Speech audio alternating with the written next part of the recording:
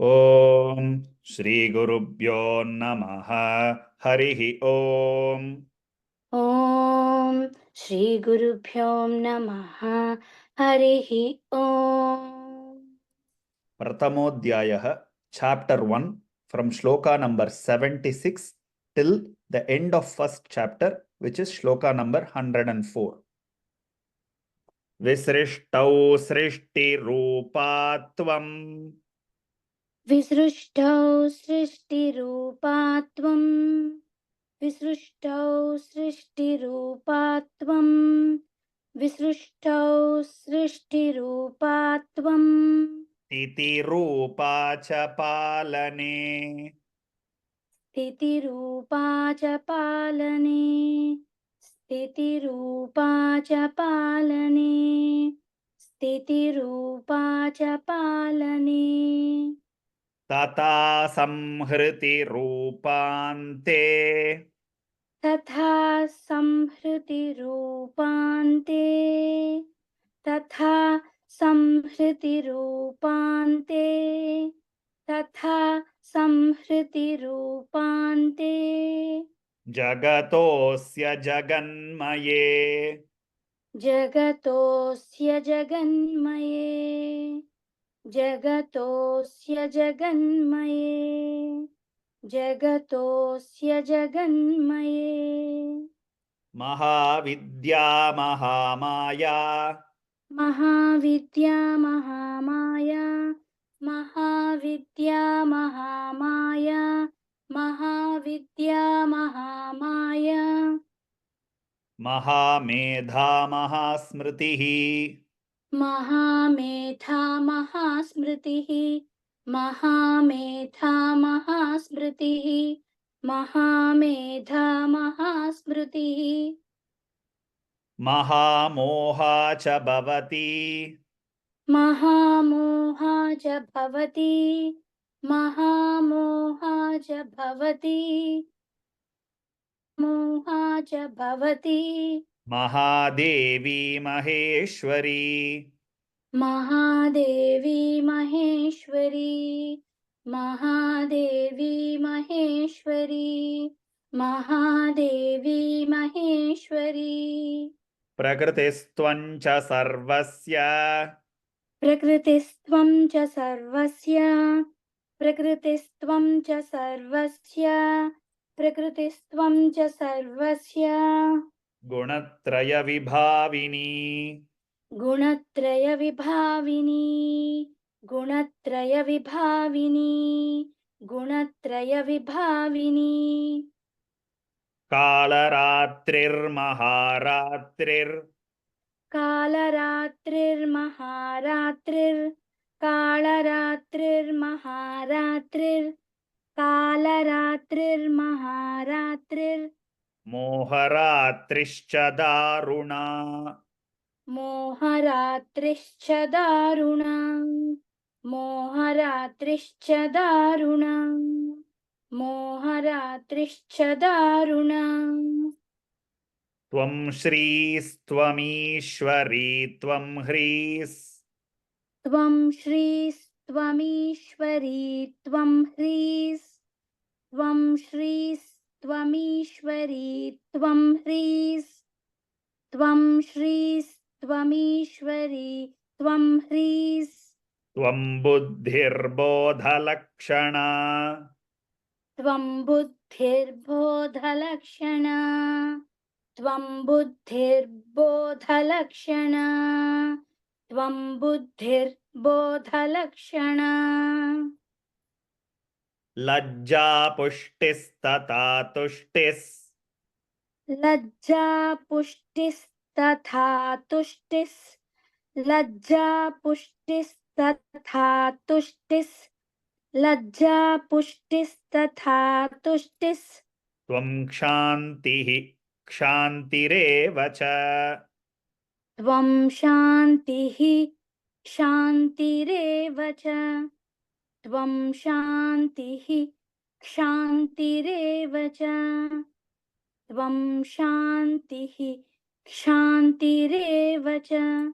So wherever you see this visarga followed by the last akshara ksha, we'll have to pronounce the visarga explicitly, although the visarga comes in the middle of a vakyam or a sentence.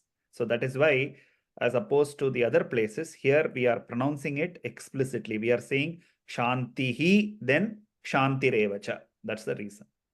Next shloka. Khadgini Sholini Ghora. खड्गिनी Shoolini घोरा खड्गिनी शूलिनी घोरा खड्गिनी शूलिनी घोरा Gadini Chakrini Tata. गदिनी चक्रिणी तथा गदिनी चक्रिणी तथा गदिनी चक्रिणी तथा Shankini Chapini Bhana. शङ्किनी चापिनी बाण शङ्किनी चापिनी बाण शङ्किनी चापिनी बाण Bhushundi Parigayudha. भुषुण्डी परिघायुधा भुषुण्डी परिघायुधा भुषुण्डी परिघायुधा Saumya Saumyatarasesha. सौम्या सौम्यतराशेष सौम्या सौम्यतराशेष सौम्या सौम्यतराशेष Saumyebhyastvati Sundari. सौम्येभ्यस्त्वति सुन्दरी सौम्येभ्यस्त्वति सुन्दरी सौम्येभ्यस्त्वति सुन्दरी Paraparanam Parama. परापराणां परमा परापराणां परमा परापराणां परमा Tvameva Parameshwari. त्वमेव परमेश्वरी त्वमेव परमेश्वरी त्वमेव परमेश्वरी Yacha Kinchit Kvachidvastu. यच्छ किञ्चित् क्वचिद् वस्तु यच्छ किञ्चित् क्वचिद् वस्तु यच्छ किञ्चित् क्वचिद् वस्तु Sadasadvakilatmike. सदसद्वाखिलात्मिके सदसद्वाखिलात्मिके सदसद्वाखिलात्मिके Tasya Sarvasya Ya Shaktis. तस्य सर्वस्य या शक्तिस् तस्य सर्वस्य या शक्तिस् तस्य सर्वस्य या शक्तिस् Satvam Kim Stuyase Maya. सा त्वं किं स्तूयसे मया सा त्वं किं स्तूयसे मया सा त्वं किं स्तूयसे मया Yaya Tvaya Jagatsrashta. यया त्वया जगत्सृष्टा यया त्वया जगत्सृष्टा यया त्वया जगत्सृष्टा Jagatpatyatti Yo Jagat. जगत्पात्यत्ति यो जगत् जगत्पात्यत्ति यो जगत् जगत्पात्यत्ति यो जगत् Sopi Nidravasham Nitah. सोऽपि निद्रावशं नीतः सोऽपि निद्रावशं नीतः सोऽपि निद्रावशं नीतः Kastvam Stotumiheshwarah. कस्त्वां स्तोतुमिहेश्वरः कस्त्वां स्तोतुमिहेश्वरः कस्त्वां स्तोतु मिहेश्वरः विष्णुः शरीरग्रहण विष्णुः शरीरग्रहण विष्णुः शरीरग्रहण विष्णुः शरीरग्रहण अहमीशान एव च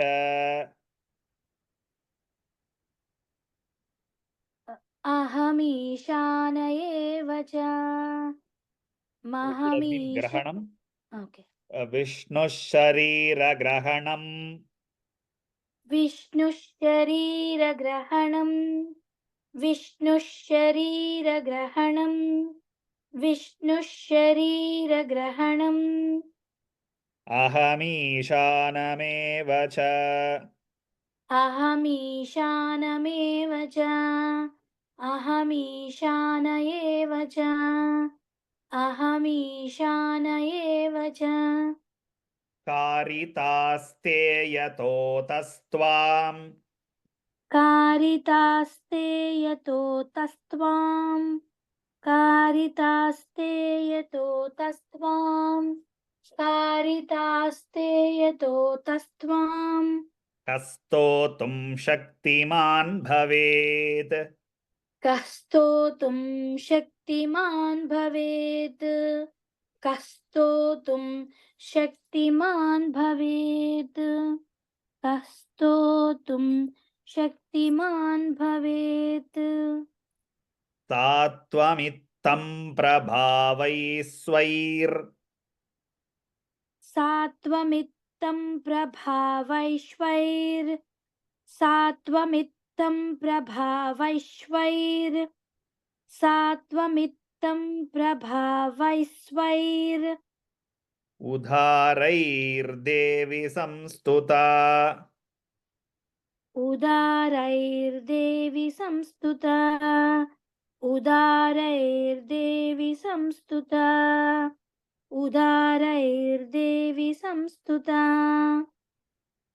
मोहयैतौ दुराधर्षा मोहयैतौ दुराधर्ष मोहयैतौ दुराधर्ष मोहयैतौ दुराधर्ष असुरौ मधुकैटभौ वसुरौ मधुकैटभौ वसुरौ मधुकैटभौ वसुरौ मधुकैटभौ प्रबोधं च जगत्स्वामी प्रबोधं च जगत्स्वामी प्रबोधं च जगत्स्वामी प्रबोधं च जगत्स्वामी नीयताम् अच्युतो लघु नीयताम् अच्युतो लघु नीयताम्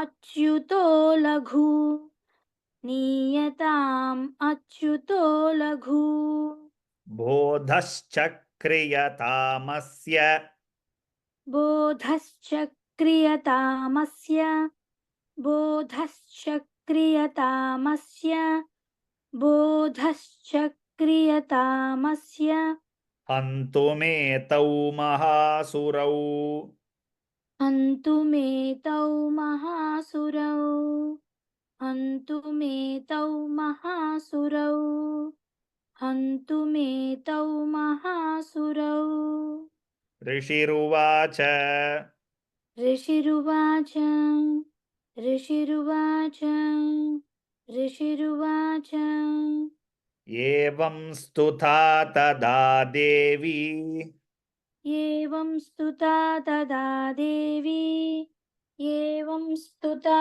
तदा देवी एवं स्तुता तदा देवी तामसी तत्र वेधसा तामसी तत्र वेधसा तामसी तत्र वेधसा तामसी तत्र वेधसा विष्णोः प्रबोधनार्ताय विष्णोः प्रबोधनार्थाय विष्णोः नार्थाय विष्णोः प्रबोधनार्थाय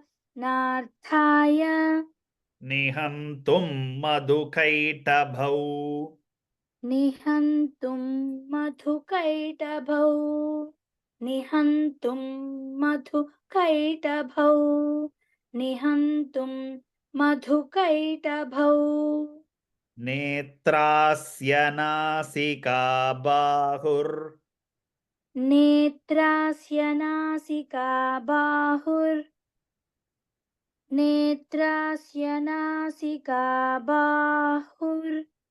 Bahur is not there in your text. No, Guruji, Oh. it says only bahu. Okay. Netrasya nasika bahu.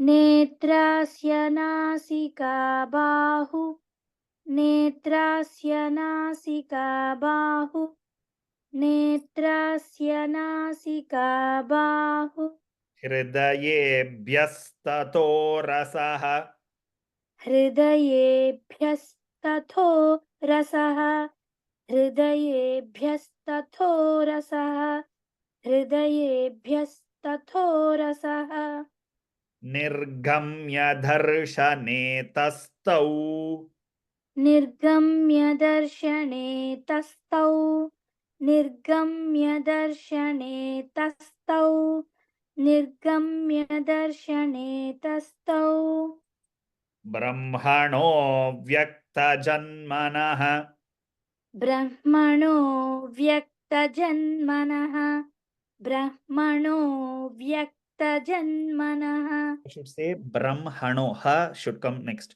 Brahmano Vyaktajanmanah. ब्रह्मणो ब्रह्मणो व्यक्तजन्मनः. Is it correct, Guruji? Correct, correct. ब्रह्मणो व्यक्तजन्मनः ब्रह्मणो व्यक्तजन्मनः. Uttastau cha Jagannathas. उत्तस्थौ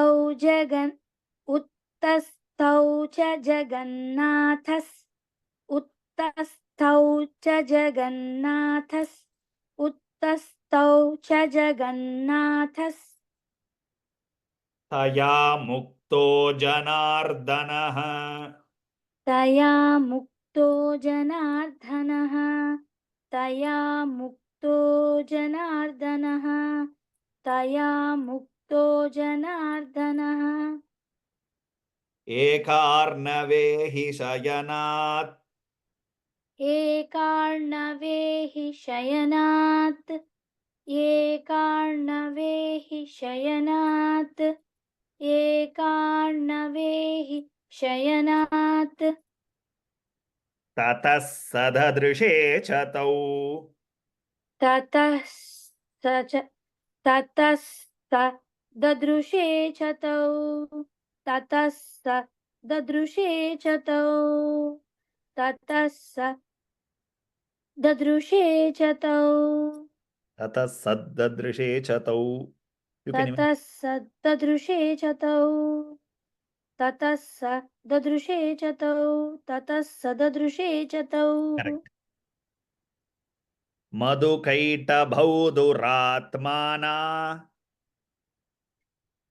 मधुकैटभौ दुरात्माना मधुकैटभौ दुरात्माना मधुकैटभौ दुरात्माना अतिवीर्यपराक्रमौ अतिवीर्यपराक्रमौ अतिवीर्यपराक्रमौ अतिवीर्यपराक्रमौ. Guruji, actually this line was not printed in Telugu version Durga Saptasati book. Okay, you will have to make a note of it. Yeah. Madhukaitavau duratmana ativiryaparakramo. It should be actually Duratmanau Ativirya Parakramau, or during Sandhi it becomes Madhukaitabhau Duratmanavati Ativirya Parakramau. So either ways, if you are splitting Madhukaitabhau Duratmanau Ativirya Parakramau or Madhukaitabhau Duratmanav Ativirya Parakramau. Okay, Guruji. मधुकैटभौ दुरात्मानौ अतिवीर्यपराक्रमौ. Correct, Guruji? Correct. मधु Huh? मधुकैटभौ दुरात्मानौ अतिवीर्यपराक्रमौ. मधुकैटभौ दुरात्मानौ अतिवीर्यपराक्रमौ. क्रोधरक्ते क्षणा वक्तुम् क्रोधरक्ते क्षणावत्तुं क्रोधरक्ते क्षणावत्तुं क्रोधरक्ते क्षणावत्तुं ब्रह्माणं जनितोद्यमौ ब्रह्माणं जनितोद्यमौ ब्रह्माणं जनितोद्यमौ ब्रह्माणं जनितोद्यमौ. समुत्थाय ततस्ताभ्याम् समुत्थाय ततस्ताभ्यां समुत्थाय ततस्ताभ्यां समुत्थाय ततस्ताभ्यां युयुधे भगवान् हरिः युयुधे भगवान् हरिः युयुधे भगवान् हरिः युयुधे भगवान् हरिः. पञ्चवर्षसहस्राणि पञ्चवर्षसहस्राणि पञ्चवर्षसहस्राणि पञ्चवर्षसहस्राणि बाहुप्रहरणो विभुः बाहुप्रहरणो विभुः बाहुप्रहरणो विभुः बाहुप्रहरणो विभुः. तावप्यतिबलोन्मत्तौ तावप्यतिबलोन्मत्तौ तावप्यतिबलोन्मत्तौ तावप्यतिबलोन्मत्तौ महामायाविमोहितौ महामायाविमोहितौ महामायाविमोहितौ महामायाविमोहितौ. उक्तवन्तौ वरोऽस्मत्तो उक्तवन्तौ वरोऽस्मत्तो उक्तवन्तौ वरोऽस्मत्तो उक्तवन्तौ वरोऽस्मत्तो प्रियतामिति केशवम् व्रियतामिति केशवम् व्रियतामिति केशवम् व्रियतामिति केशवम्. श्रीभगवानुवाच श्रीभगवानुवाच श्रीभगवानुवाच श्रीभगवानुवाच भवेताम् अद्य मे तुष्टौ भवेताम् अद्य मे तुष्टौ भवेताम् अद्य मे तुष्टौ भवेताम् अद्य मे तुष्टौ मम वद्यावुभावपि मम वध्यावुभावपि मम वध्यावुभावपि मम वध्यावुभावपि किमन्येण वरेणात्र किमन्येन वरेणात्र किमन्येन वरेणात्र किमन्येन वरेणात्र एतावद्धिवृतं मया एतावद्धिवृतं मया